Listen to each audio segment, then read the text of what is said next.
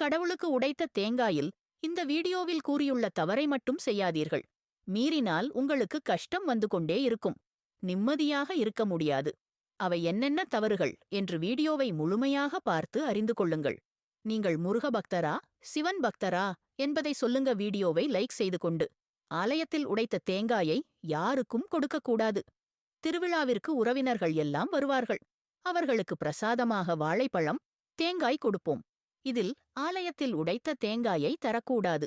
உங்களுடைய மகளாக இருந்தால் கூட ஆலயத்தில் உடைத்த தேங்காயை கொடுக்கக்கூடாது. ஆலயத்தில் உடைத்த தேங்காயை வேக வைத்து சாப்பிடக்கூடாது.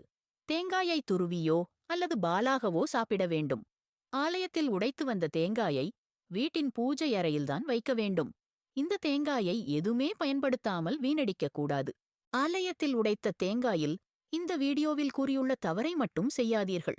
இதுபோன்ற பயனுள்ள தகவலுக்கு பொதுநலம் சேனலை சப்ஸ்கிரைப் செய்து கொள்ளுங்கள். உங்களின் நண்பர்களுக்கும் ஷேர் செய்யுங்கள்.